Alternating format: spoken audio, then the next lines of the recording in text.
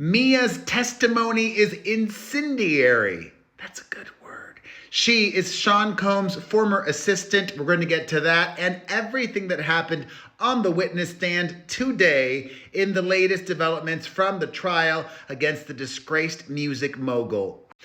Hello, my fam. It is Perez, the queen of all media, the original influencer, and your number one source for everything Diddy drama.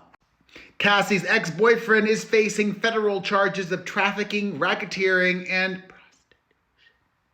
And we picked back up this morning with more from her friend and former stylist, Nash. We covered a lot of ground in the cross-examination of the stylist, but honey, he did not come to play.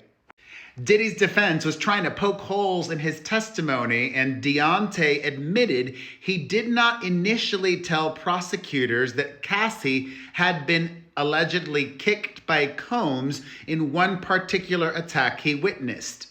Nash said he just wanted to answer questions in the most narrow way possible. Quote, "They didn't ask. I gave as little as possible. I only answered what I was asked."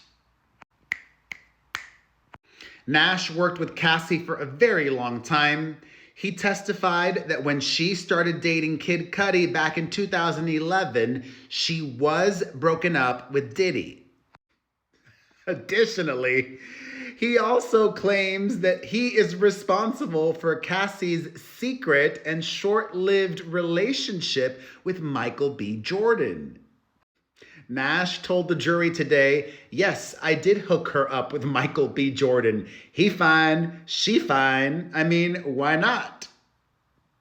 Nash said that during this time, Cassie was upset that Diddy was seen out in Miami with another one of his girlfriends, Gina.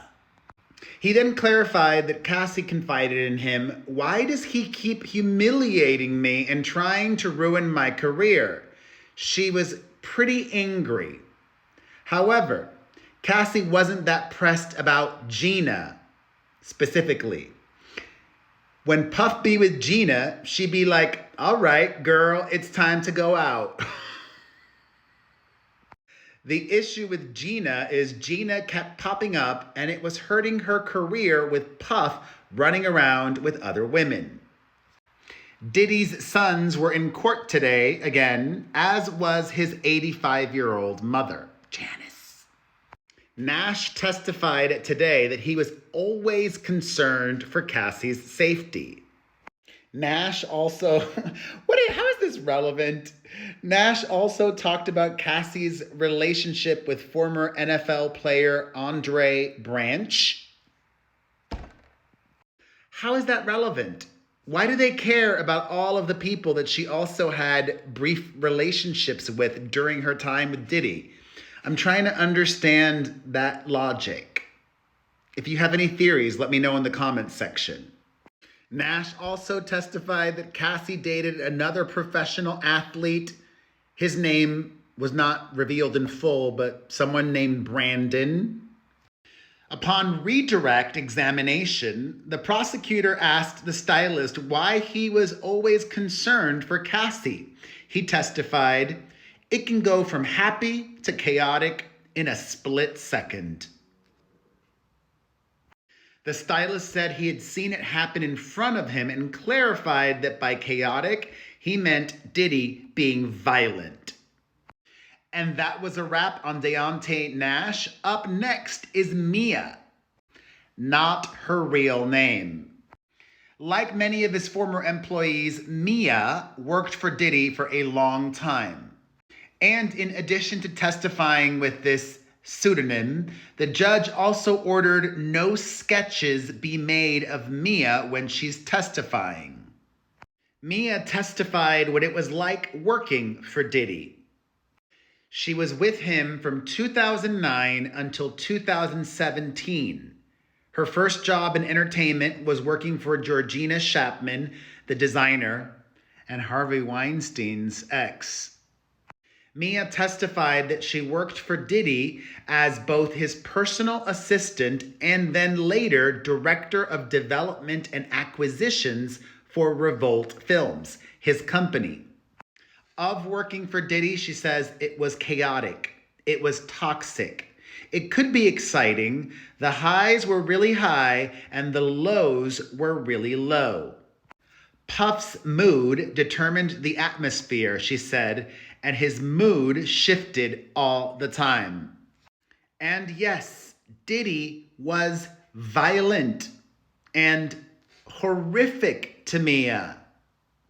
She told the jury today, he threw things at me, threw me against the wall, threw me in the pool. He's thrown something against my head, sexually assaulted me. She said he sexually assaulted her on more than one occasion. Mia testified that while working as his personal assistant, she once went 5 days without sleep. My hearing went. I felt like I was underwater. My equilibrium was off.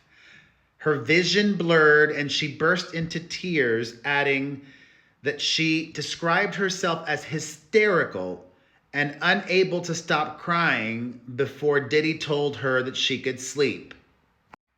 Mia testified that her salary was supposed to be $55,000, but she was only paid $50,000 with no overtime. On the very first day she started working for Diddy, she was sent to his home in Alpine, New Jersey to do an inventory of what work needed doing.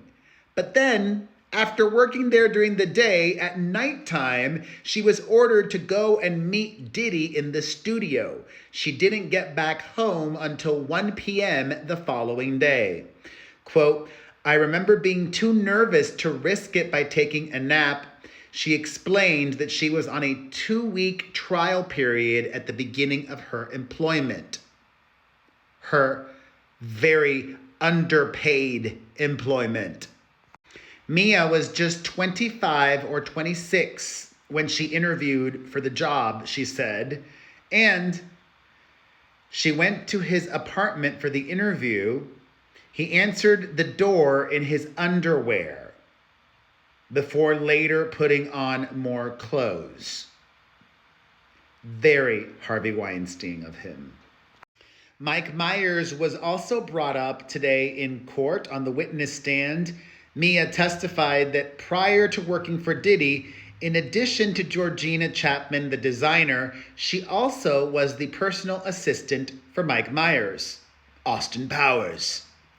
Mia testified that she was so excited, so nervous, and really eager to work for Diddy. She expected to work more than average, but not 24/7. She did not expect to work every weekend, believing there would be a rotation. She ended up working every weekend. And this monster had so many enablers. Even the Vice President of Human Resources, Vashta Wilson. Mia testified that Vashta was there when she went for the job interview. The Vice President of Human Resources saw Diddy in his underwear. That's a clear HR violation. Mia told the jury that she kept an apartment in New York City, but stayed mainly in Diddy's homes. And there, her bedroom did not have a lock. She testified, Puff said, "This is my house, no locks, no doors." She wasn't even able to leave when she wanted to. The prosecutor asked, were you able to leave whenever you wanted to? She said, I wasn't allowed. I'd have to ask permission.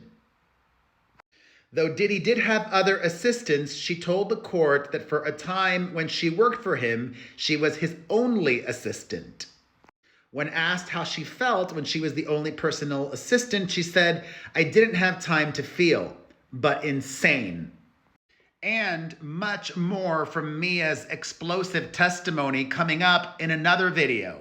Stay tuned for that, but until then, let's discuss everything we've learned now in the comments section.